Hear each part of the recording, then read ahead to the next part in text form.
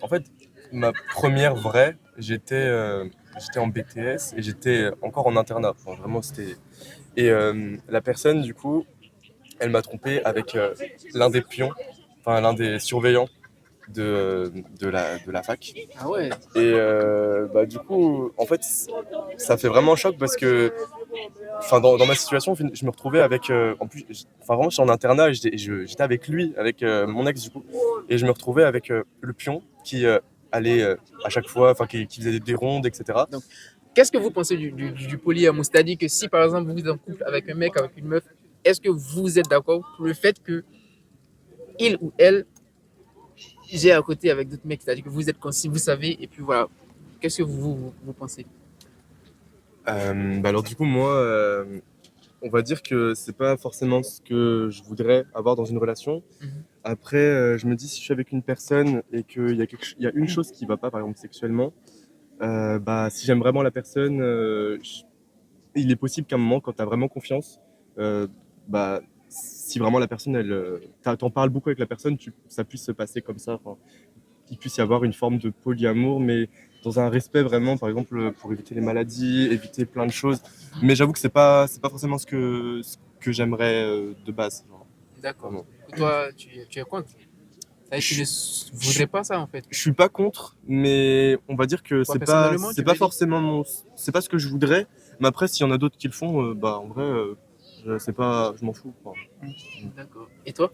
Bah, moi je suis pour, mais après c'est pas trop mon délire le polyamour. Mais je suis pas contre parce que les gens font ce qu'ils veulent, donc j'ai pas mon mot D'accord. à dire. Mais toi, dans ton cas, personnellement, Non, je pourrais pas partager une personne que j'aime avec quelqu'un d'autre. Je pense que je serais un petit peu jaloux, ou je sais pas. Ouais, Je c'est pense sûr. et toi, Manu? Non, moi je pourrais pas. Parce que bah, je me dis si la personne elle va avoir ailleurs, c'est que je lui suffis pas ou tu vois, je remettrai plein de trucs en question sur moi, sur ce que je peux lui apporter à la personne et tout. Mhm. Après, s'il y a des couples à qui ça leur convient, bah chacun trouve midi à sa porte, tu vois, mais moi je pourrais pas. Je serais trop. Ça me mettrait trop mal de me dire que mon mec il va voir ailleurs et tout. Genre, j'aurais l'impression d'être. Je sais pas, de pas être assez bien pour lui parce que s'il va ailleurs, que c'est genre que. Je sais pas, il manque un truc dans la relation, tu vois. D'accord. Physiquement. Physiquement. D'accord, Oui, le physique, physiquement. ça compte, Mm. honnêtement, ça compte. Oui, oui, oui, Donc, ça compte. vous, physiquement, qu'est-ce qui vous captive d'abord chez un mec, physiquement? Physiquement. Physiquement. Après, en fait, c'est quelque chose de général. Il y a des personnes avec, enfin, je veux dire, enfin, en tout cas Bon, moi, toi, oui. voilà, je Qu'est-ce que tu aimes peux, chez un mec?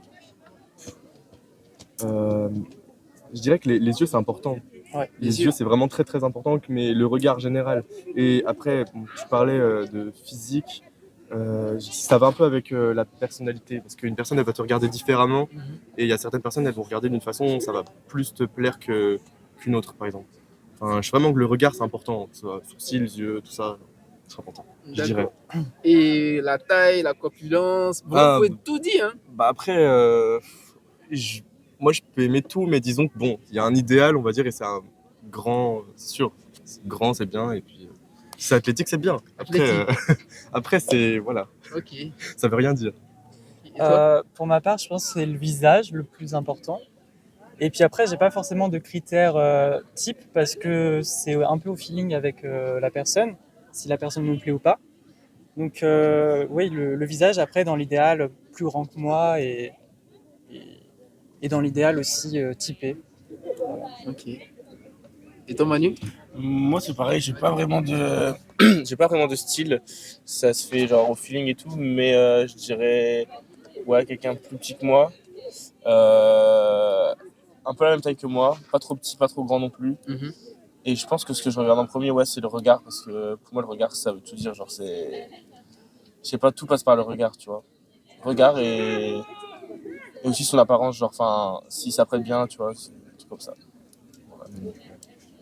D'accord, ça Et marche, en y a pas de... fonction, enfin, c'est à voir avec le partenaire, tu vois, parce que bah, je pense que le sexe, genre, ça, c'est avec les deux personnes concernées, tu vois, et je pense qu'il faut accepter ce que les deux personnes veulent, Mhm.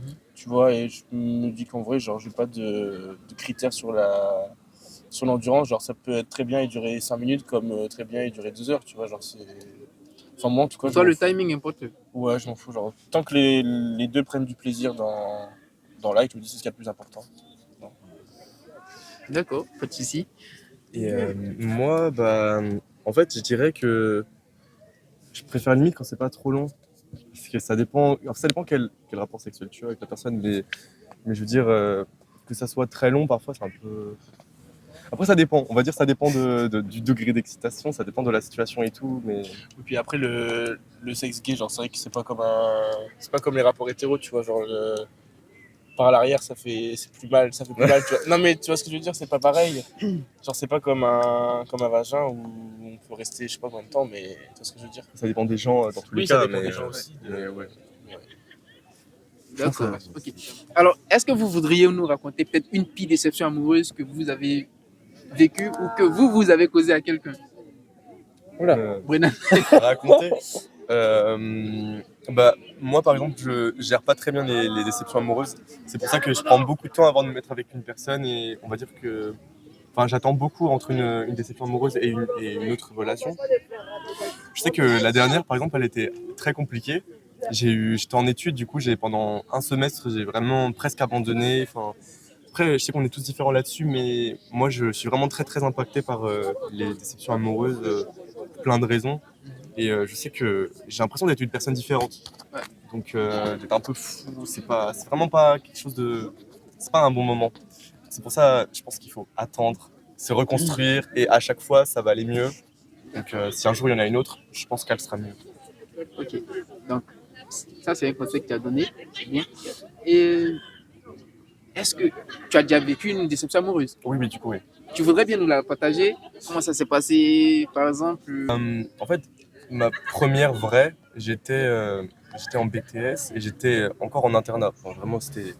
Et la personne, du coup, elle m'a trompé avec l'un des pions, enfin l'un des surveillants de la fac. Ah ouais. Et bah, du coup, en fait, ça fait vraiment choc parce que, enfin, dans ma situation, je me retrouvais avec, en plus, enfin vraiment, je suis en internat et j'étais avec lui, avec mon ex du coup, et je me retrouvais avec le pion qui allait à chaque fois, enfin, qui faisait des rondes, etc. Et il m'avait trompé avec lui du coup.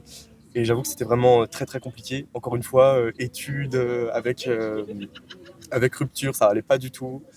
Et bah, je sais que ça fait un choc parce que tu t'imagines pas que quelqu'un peut te tromper. Enfin, je veux dire, enfin, n'importe qui peut tromper et peu importe comment la personne elle est, si la personne elle a l'air sympa, si tu penses qu'elle a l'air bien éduquée, si elle a l'air, peu importe ses habits, quoi que ce soit. En fait, la personne, si elle te trompe, si elle veut te tromper, elle te trompera. Je veux dire, il n'y a pas de bonne ou mauvaise personne et c'est pour ça. Enfin, voilà, ça fait un choc. Mais après, tu fais plus attention et enfin, tu parles plus, essaye de parler plus avec les gens. Ouais. Pour, enfin, voilà. D'accord. Affecté. Alors, je n'ai pas eu de déception amoureuse, mais je pense que si jamais ça m'arriverait, bah, je pense que il faut aller voir les personnes qu'on aime, nos amis, tout ça, pour qu'on soit réconforté et puis surtout bah, ne pas s'arrêter à ça parce que la vie elle est belle, voilà. Ça marche. Pas de souci. Et Manu? Moi, j'ai été amoureux 2 fois dans ma vie. D'accord. Et les 2 fois, à chaque fois, vraiment, ça m'a détruit au plus profond. Je me renfermais sur moi-même, j'en voulais à tout le monde, j'étais horrible avec mes proches, avec mes amis et tout. Et genre, du coup, je me suis grave mis une carapace parce que, bah, à force de donner sa confiance aux gens et qu'on est trahi, je me dis, genre, bah, des fois, je passe un peu pour un connard, mais au moins, j'ai une carapace et je me dis que je laisse personne me faire du mal, tu vois. Après, maintenant, avec le temps, ces personnes-là, genre, j'en veux plus parce que je me dis l'erreur, elle est humaine, j'ai sûrement fait des erreurs moi aussi. Et il faut apprendre à pardonner, à ces gens-là, tu vois. Mais c'est vrai que c'est dur. Et comme tu dis, ouais, je pense qu'il faut s'entourer des bonnes personnes parce que, bah, mine de rien, les idées noires, tout ça, ça arrive vite. Et genre, il y a même des professionnels aussi qui sont là pour ça, tu vois. Et c'est vraiment. C'est pas quelque chose de facile, mais on se relève petit à petit, quoi, parce qu'on n'a pas trop le choix de toute façon. Ça marche. On peut pas vraiment déterminer qui est vraiment qui. Voilà. Avec le temps, enfin, les personnalités se révèlent. Ça peut prendre 1 an, 2 ans. Voilà. Mais il faut juste, il faut rester fort en fait. Parce que vous voyez, il faut rester fort parce que vivre, déjà net, c'est un risque. Vivre, c'est un risque. C'est pas pour autant qu'on va se faire des blocages, mais il faut vraiment s'attendre à ça. Que ça peut arriver au cas où ça arrive, donc il faut se préparer à ça avant d'être dans la relation. Voilà. En tout cas, surtout, ce qu'il faut retenir, c'est qu'il faut pas en vouloir aux personnes parce que lorsque vous en voulez à quelqu'un qui vous a fait du mal, ça fait vraiment mal. Dans les débuts, là, on se dit, ah, on peut souhaiter de l'amour à quelqu'un, mais lorsque vous emprisonnez quelqu'un en vous, mais en fait, c'est vous que ça détruit. La personne, elle s'en fout, hein, elle vit sa vie, et puis voilà. Mais c'est vous que ça détruit. Donc, La haine, c'est le pire des choses. voilà, faut rester fort, aller de l'avant, et surtout, voilà, comprendre que baser sa vie sur quelqu'un, c'est une erreur qu'il ne faut pas commettre. Les études, le boulot, si ça vient, ça vient, et si ça marche, ça marche. Après, ça marche pas. Tant pis, hein. Ça, Moi, je me dis tout le temps, on est seul, on vit seul et on meurt seul. c'est ça. C'est ça. Donc, Non, C'est un mais peu vrai. triste. Oui, c'est un peu triste. Après, mais je pense qu'on est quand même entouré. Mais je veux Oui, dire, il faut se faire mais- pas une carapace du coup, mais un cocon Avec seul. ses amis aussi. Et après, autour, je veux dire, s'il y a des choses qui s'en vont, bah, t'as quand même ton cocon. Bien Je sûr. veux dire, c'est ça qu'il faut se dire, je pense. Mais avant, je me disais, pas se fermer. les moments de solitude, je les voyais vraiment comme quelque chose d'horrible. Et maintenant, avec le temps, je me dis, t'es seul avec toi-même et tu sais que genre, tu trahiras jamais toi-même, tu vois ce que je veux dire. Après, bien sûr, il faut aller en société, tu vois, parce que bah, on est des êtres humains et il faut profiter. Mais avoir des fois cette solitude, faut pas voir ça comme quelque chose de négatif, je pense. Je Ouais. pense qu'il faut savoir en tirer le positif à chaque fois. De toute façon, dans la vie, de tout ce qui nous arrive, il faut en tirer une leçon et il faut en ressortir grandi. c'est ça. Il n'y a pas de souci. C'est vrai, c'est beau. Un peu philosophique. Oui. Ouais. Bah, merci à vous. Hein.